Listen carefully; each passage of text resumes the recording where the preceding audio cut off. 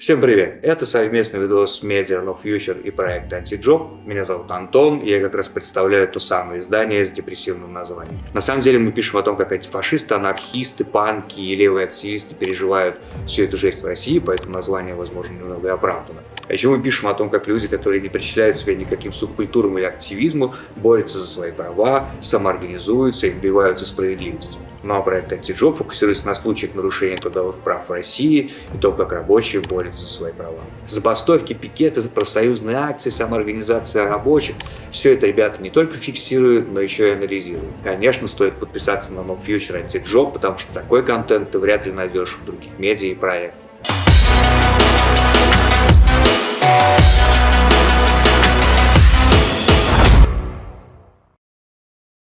Ссылочки на всякие телеги, сайты и прочие соцсети внизу. Ты сейчас идешь, подписываешься, нажимаешь колокольчик, а мы идем дальше. Когда о такой борьбе пишем мы в No Future, то мы часто ориентируемся и репостим Anti-Job, потому что это та самая экспертиза, которая нам нужна. Так, например, мы следили за забастовкой водителей автобусов в Пытьяхе. Там тогда в один момент стал весь город, потому что водителям автобусов тупо не платили, а горбатиться бесплатно они что-то как-то не захотели. В итоге город был чуть ли не парализован, но власти выгнали плохого перевозчика, нашли хорошего, отчитавшись новостями. Ну а пока все ждут, чем закончится дело и возьмутся ли водилы за вилы, мы решили с парнями из Anti-Job записать видос, в котором пытаемся ответить на вопрос, а могут ли вообще какие-то жесткие стачки, забастовки и протесты рабочих помочь им добиться соблюдения своих прав. Ну а пока борьба рабочих за свои права не признана в России экстремизмом или каким-нибудь восьмым грехом, люди устраивают забастовки, устраивают пикеты и прочие профсоюзные акции. Причем в выборе инструментов они особо не стесняются. Только в новейшей истории России мы помним и захват работниками бумажного комбината в Выборге, и как боролись за свои права шахтеры с Распадск, и знаковую крупную забастовку работников завода «Форд» во Всеволожске, и перекрытие трассы в Пикалево, или вот совсем недавний Вайлдберрис, например. Чтобы хотя бы немного разобраться, как протестные акции влияют на соблюдение трудовых прав в России, нам пришлось закопаться в социсследования и обзвонить кучу экспертов. Ну а тебе достаточно просто откинуться в креслице и посмотреть. Для начала, чтобы понять, что вообще в России происходит с трудовыми протестами, мы решили обратиться к мониторингу такой активности. Его уже не первый десяток лет ведут специалисты из Центра социально-трудовых прав. Они отслеживают все акции инфу про трудовые конфликты и приходят к выводу, что в прошлом году протестная активность в этой среде только росла. Ну, это, в общем-то, неудивительно, в России живем. Но вот характер этих акций стремительно менялся. Стоп-акции, это забастовки, пикеты, невыход на работу, постепенно все больше и больше замещаются сигнальными акциями. Это когда рабочие жалуются наверх не своему начальству, а в обход. Бастрыкину, Путину, Господу Богу, СВОшникам, и так далее. Всплеск таких сигнальных акций исследователи заметили в 2018 году, а уже в 2020 году начался их стремительный рост. Тогда 81% попыток добиться соблюдения трудовых прав имел форму не переговоров работника или профсоюза с начальством, а обращения в вышестоящий орган. В последние 2 года эта цифра была тоже стабильно высокой, около 70%. Социологи прямо говорят, что работники больше не верят в то, что могут добиться справедливости у начальства, и поэтому идут жаловаться в вышестоящий орган. Почему люди боятся и предпочитают строчить челобитные? Мы решили спросить у авторитетного в России социолога. Он попросил не называть его имени, ответил нам письменно. Все понимают, в России чувак живет. Поэтому я просто буду зачитывать. Так вот, появление такого тренда связывает с запретительными законами для трудящихся в России. Эксперт вспоминает закон о трудовых спорах еще периода 90-х годов. Вторая его редакция, которая была принята в 95 году и перекочевала потом в Трудовой кодекс, оценивается как запретительная, буквально выбивает из рук профсоюзов такой инструмент, как забастовка. И в итоге к 2010 году профсоюзы, как пишет нам эксперт, были полностью разоружены законом. Он пишет: сами профсоюзы, ни традиционные, ни альтернативные, не сопротивлялись такому разоружению и не пытаются вернуть отнятые инструменты обратно. Отсюда и беспомощность во всем остальном. Когда расширились основания для срочных договоров, легализовался заемный труд, вводилась процедура оценки условий труда и так далее и тому подобное, вплоть до повышения пенсионного возраста. Плюс к этому профсоюзы не смогли противодействовать расширению неформальной занятости и использованию дешевого труда мигрантов. Российские профсоюзы не только полностью проиграли борьбу за необходимые права, но даже и не собираются их восстанавливать. В таких условиях работники не могут воспользоваться традиционным арсеналом протестных форм, так как теперь они будут иметь дело не с работодателем, а с государством и его репрессивным аппаратом. В таких условиях обращения, или сигнальные акции, остались наиболее приемлемыми и дающими хотя бы какой-то результат. Но вообще исторически профсоюзы – это такая субстанция, которая всегда была замешана на довольно жесткой борьбе. Ребята из Антиджоп уже рассказывали про аргентинских рабочих, которые захватили завод, выкинули босса, все поделили, но продолжили работать и теперь делят зарплату поровну, так как им кажется будет справедливо. То есть все в лучших традициях анархизма. Или даже, я бы сказал, все в лучших традициях американских работяг начала прошлого века. Те-то уж ребята точно умели за себя постоять, и вооружались они не только транспарантами или флажками.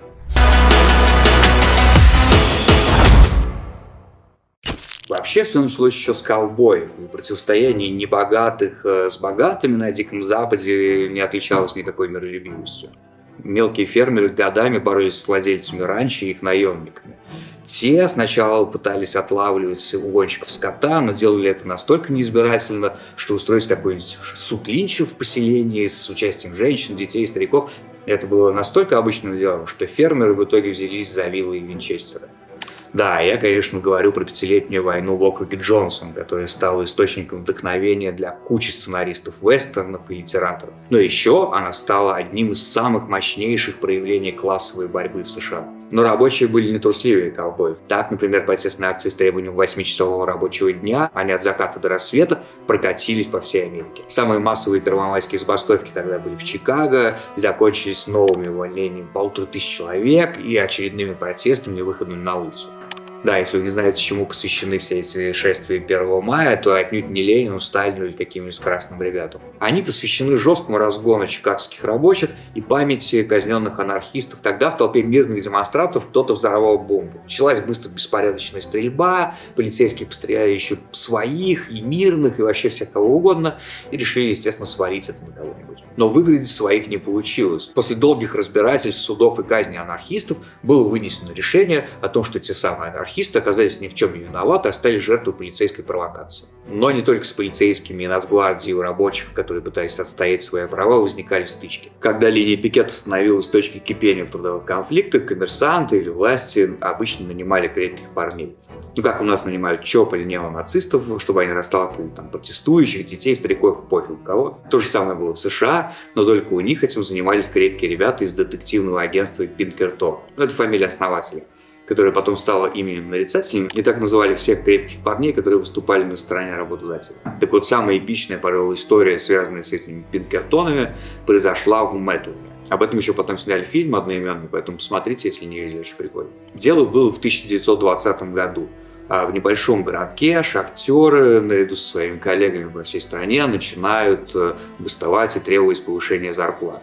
Ну и, в общем, ребятам было от чего отстраиваться, потому что денег они получали мало, а точнее даже не денег, а получали они некие купоны от своего работодателя, которые они не могли, естественно, обналичить, но могли купить товары в магазине.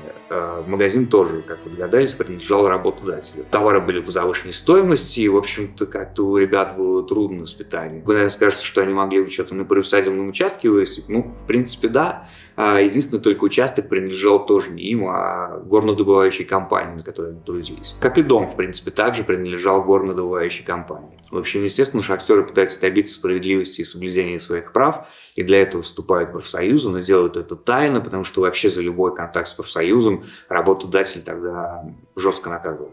Это были штрафы, увольнения и, как практика, частое выселение из домов. В этой истории как раз все так и было. Шахтеры, выселенные из домов, разбивают палаточный лагерь, а в городок Мэтуна приезжают Пинкертоны. Такие детективы, несколько человек, которые с какими-то бумажками ходят и рандомно выселяют людей.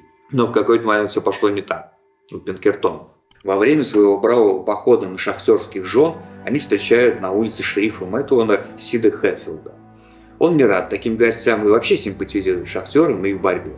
Детективы встречи тоже не рады. Каждая сторона заявляет о своем законном праве на арест оппонента. Тут еще и мэр города оказывается против беспредела Пинкертонов. В дверных проемах, в окнах, на крышах домов и салонов появляются вооруженные люди. Угадайте с 3 попыток, что было дальше? Если нет, тогда смотрите любой вестерн или фильм этого. О том, как такой беспредел вообще возможно, я поговорил с историком, который изучает трудовые протесты, Павлом Кудюкиным. Просто если представить, что у нас где-нибудь на Кузбассе шахтеры забастуют, а на их сторону встанет мэр или глава местного ОВД, это просто нереально.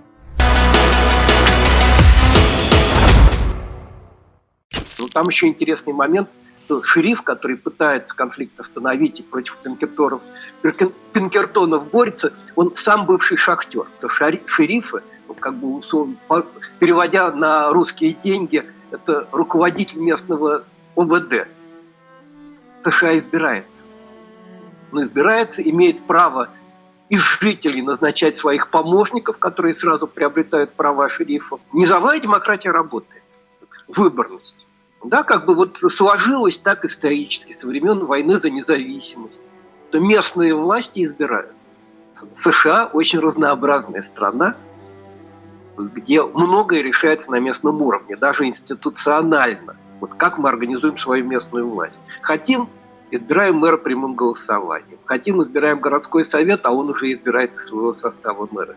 Хотим — поручаем городскому совету нанять менеджера. То есть, формально говоря, кстати, наше законодательство о местном самоуправлении тоже такой плюрализм предполагает. Другой вопрос, что у нас сейчас просто выборных мэров и не осталось. Последняя особенность – это 2-я поправка Конституции, право на оружие. И это тоже иногда влияло на остроту конфликтов, когда со стороны власти или со стороны работодателей применялось насилие, будь то насилие частное, то, что Пинкертоны, разного рода охранные либо детективные агентства, когда против забастовщиков выступала полиция или Национальная гвардия штатов, либо даже федеральные войска, такие случаи тоже бывали, рабочие иногда просто отвечали огнем. В Штатах это было не таким уж редким случаем. То есть там трудовые конфликты иногда действительно были весьма горячие и огнестрельные. Достаточно много таких случаев, но я бы, наверное, назвал большую забастовочную волну 1934 года, после которой, собственно, и был принят тот самый национальный акт о трудовых отношениях. Целая сеть забастовок, забастовка в Толедо, штат Огайо, и в том числе включавший 5-дневную так называемую битву при Толедо, где 10 тысяч забастовщиков сражались против 1300 бойцов Национальной гвардии штата. И победа рабочих обернулась массовым вступлением в профсоюзы в городе. В Миннеаполисе всеобщая забастовка текстильных рабочих. И, собственно, в ответ на эти, опять-таки, очень массовые и острые конфликты принимают этот закон, в том числе, чтобы смягчить остроту противостояния. Де-факто, конечно, профсоюзы добивались своего признания. Немалая часть забастовок шла именно по вопросу признания профсоюза. Но официально законом они были признаны только в 1934 году при Рузвельте, при начале нового курса. Был принят национальный акт о трудовых отношениях. Права рабочих закреплены еще в законе от 1935 года. И права эти достаточно обширные. Главное, нужно перечислить, что, конечно, это право на организацию. То есть это право создавать трудовые организации, вступать в них, помогать, работать по-разному, выступать в этих организациях. И свести, соответственно, через разные организации коллективные переговоры. Право на забастовку – это безусловное право, можно так сказать. Работники абсолютно могут участвовать в забастовках, в пикетировании, в других коллективных действиях, направленных на защиту собственных прав. И это никаким образом не может сказаться ни на их зарплате, ни на каких-то условиях труда. Важное очень и право, и важная часть жизни американского рабочего – это защита от недобросовестной трудовой практики. То есть работодателям запрещено вмешиваться в деятельность профсоюзов, дискриминировать членов профсоюза или отказываться от переговоров с профсоюзами.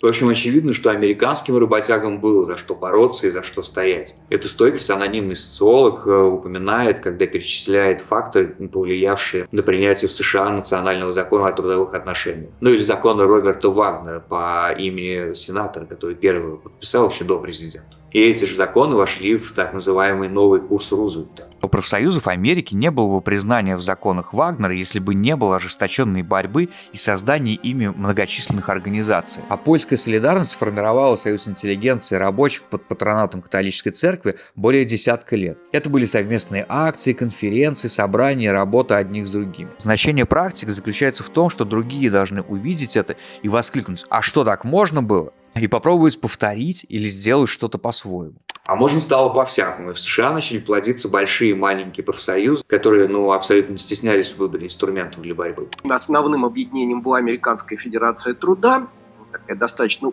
с умеренным руководством. Но в ряде профсоюзов появлялись более радикальные настроения, влияли две социалистические партии, Социалистическая рабочая партия и Социалистическая партия Америки, анархисты. В 1905 году возникает такая очень интересная организация Industrial Workers of the World, или их называли еще WOBLES, индустриальные рабочие мира.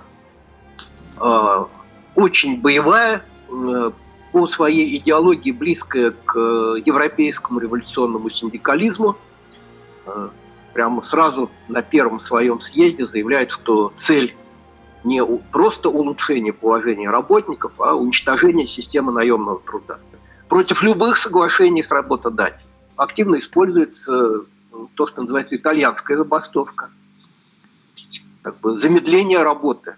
Работу не бросаем формально, но работаем более медленно, более аккуратно, выполняем все, так сказать, правила, которые есть. В результате выработка резко падает.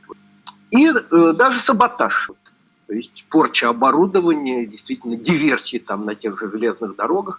То есть, и ясно, что против индустриальных рабочих мира власти боролись очень жестко. Вообще для американского рабочего движения более радикального крыла большую роль играли выходцы из Европы, которые в том числе приносили традицию вот такого интернационалистского рабочего движения, связанного с социалистическими партиями. Выходцы, кстати, из Российской империи, евреи, тоже очень важные пласт американского рабочего движения, опять как раз радикального его крыла. И прямо анархистов, и социалистов. Получается, и здесь наши ребята успели приложиться к демократизации американского общества и усилению профсоюзов. Сотни лет назад они, очевидно, были более боевыми, не ограничивались только шествиями с шариками и плакатами. Постарались в эмиграции так, что фонит до сих пор. Профсоюзы в США – это огромная сила. Конечно, политики, все американские политики опираются так или иначе для того, чтобы получить голоса на профсоюзы. Без поддержки профсоюзов совершенно невозможно стать президентом США. Также невозможно и провести многое законодательство. Вот буквально несколько лет назад забастовка профсоюзов, работников. Как же это называется? Как они называются?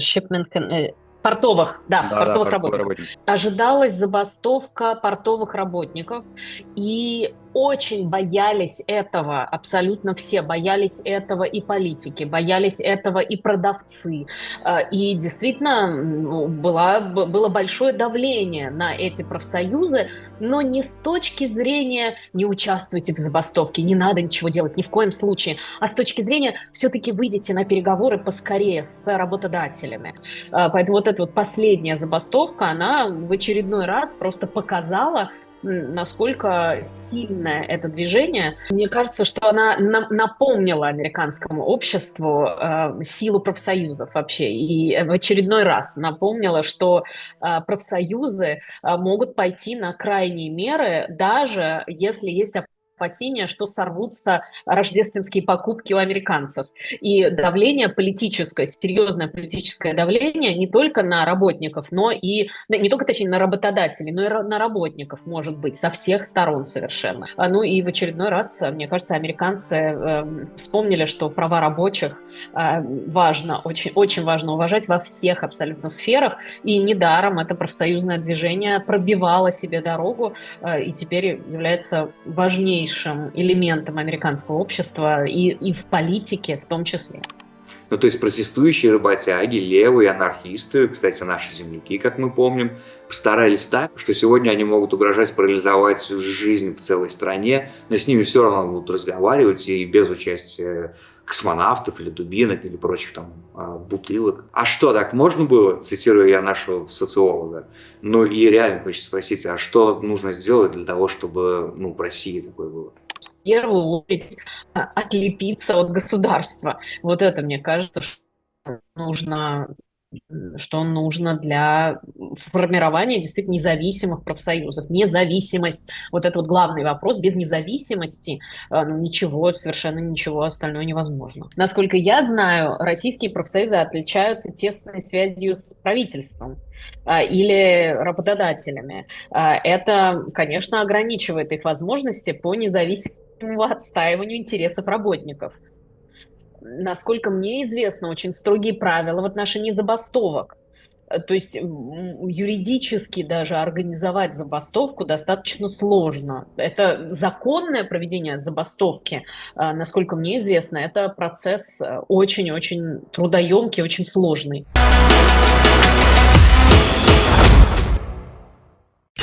Как вообще сейчас все устроено с защитой трудовых прав в России, я поговорил с юристом и правозащитником Русланом Артамоновым. Мы много о нем писали, потому что он сначала защищал работяг и помог отсудить для них зарплату у банкротившегося предприятия, но потом к нему в кувалдой постучали в дом менты и пытались на него навесить, что он якобы семейным вечером вдруг решил выйти из балкона и с калаша пострелять. В общем, его пытали, он ничего не подписал, менты долго пытались уйти от ответственности и повесить все на него, якобы он сам упал лицом, сломал себе ребра о пол. Теперь следствие занимается полицейскими, а с Артамоновой сняли все обвинения. В общем, я решил у него спросить, что будет, если рабочие устроят бунт, забастовку, пикет сегодня, сугубо с точки зрения российского законодательства. Я как юрист не рекомендую заниматься самодеятельностью, и обращаться, разумеется, с официальными обращениями непосредственно в прокуратуру, трудовую инспекцию, налоговую инспекцию и правоохранительные органы. Если какие-то будут реальные правонарушения, закон о полиции. Любой вправе обратиться в правоохранительные органы с сообщением о преступлении, именно в полицию, то есть написать заявление, и правоохранители должны будут принять определенные меры реагирования. Конечно же, я советую, то есть, разумеется, обращаться только в официальные источники, никак иначе, И, разумеется, повторяя вот эти вот все забастовки, они могут только ситуацию, наоборот, усложнить. Ситуация просто с невыплатой заработной платы, может обернуться еще и уголовным преследованием. То есть, получается, реально остаются только сигнальные акции, всякие челобитные видеообращения?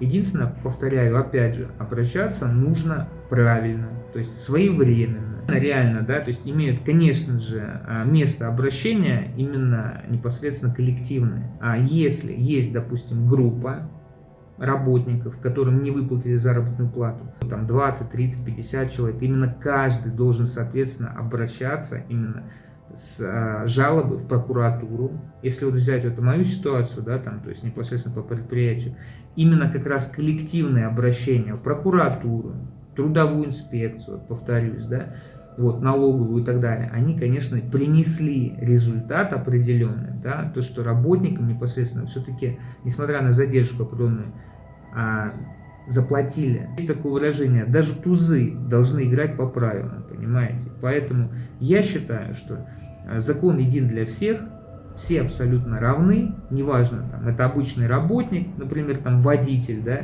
такси, или там директор таксопарка, да какая разница? То есть, ну реально, закон, он един. Ну а если все же случилось, там, бунт, забастовка, пикет, как вот на это закон смотрит и что будет рабочим? Если бы вдруг работники решили бы идти этим путем, да, сразу бы работодатель обратился бы в правоохранительные органы с заявлением, да, и, соответственно, были бы применены определенные меры. Если бы, например, эти работники начали бы кому-либо угрожать, то есть, не дай бог, пострадали бы люди. То есть, повторяю, это уже уголовная ответственность. Если у нас здесь есть нарушение со стороны работодателя, да, но вот именно вот эта бы ситуация, именно, так сказать, определенно, можно даже сказать, самоуправство со стороны работников, да, она бы, конечно, давайте так скажу, нивелировала все-таки вот этот вот момент с невыплатой заработной платы, да, и как бы основные бы вопросы правоохранителей не только, возможно, и общества, да, уже были бы тогда вот к этим работникам, понимаете.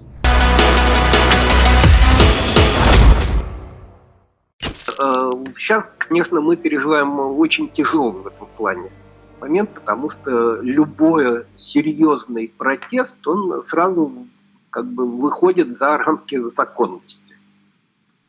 Ну, скажем, формально у нас Конституция прокламирует, что есть право на забастовку как метод разрешения коллективных споров.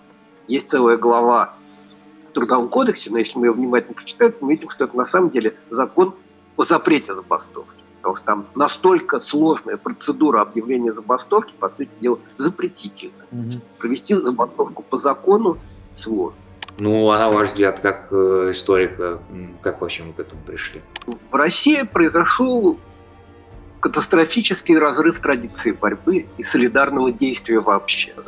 Официально много говорилось о коллективизме, а реально у людей отбивали умение и стремление к коллективному действию. Вот. При этом какие-то выступления все равно были, как бы, даже в сталинские времена, например, в Вичуге. В 1932 году массовая забастовка работников ткацких фабрик. Вот эти грандиозные социальные катаклизмы, массовые перемещения населения из деревни в город, со свободы в лагеря, из лагерей назад на свободу, между городами. Они действительно как бы вот постоянно население перемешивали, разрушая как бы традиционные связи. Ну, оставались как бы такие там родственные связи, более-менее, там, тесные дружеские связи. А вот такие более и просто, я говорю, разрывались, разрушались. И, собственно, из советского общества мы вышли не обществом, а россыпью индивидов. То есть мы говорим социальная атомизация.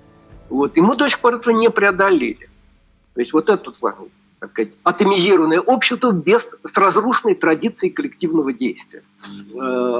У нас преобладают вертикальные связи, а не горизонтальные.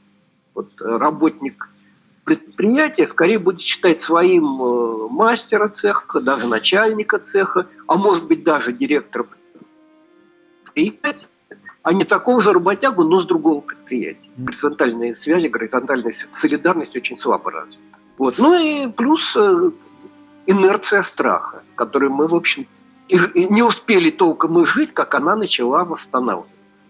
Если бы, короче, у них не было шерифов и мэров, которые за них заступились, получилось бы добиться того, чего они добились сейчас? Получилось бы все равно, потому что, ну, в конце концов, такие случаи, когда были свои или сочувствующие мэры и шерифы, я думаю, их меньше, чем случаев, когда мэры и шерифы занимали сторону предпринимателей. Так что здесь скорее вот эта вот решимость рабочих и готовность как бы даже силовыми методами отстаивать свои интересы, бороться за свои права. А откуда может взяться эта решимость и до каких пределов вообще дойти? Вообще, как бы для протеста обычно ситуация благоприятная возникает не тогда, когда устойчиво плохо. Люди к этому привыкают. А скорее тогда, когда вот было вроде бы ничего-ничего, а потом вдруг резко ухудшилось. Сейчас тоже как бы интересный момент, как бы в обществе растет уровень насилия и привычки к насилию. Понятно, опять-таки из-за войны. Как бы, кстати, и оружие начинает расползаться по стране, нелегальное. Так тут эти факторы как бы могут действительно вызвать большие неожиданности. В какой момент? Не знаю, никто не знает. Это трудно предсказуемо. Я напомню, что в январе 2017 года Ленин, выступая перед швейцарской социалистической молодежью, говорил, наше поколение, вероятнее всего, не доживет до новой революции.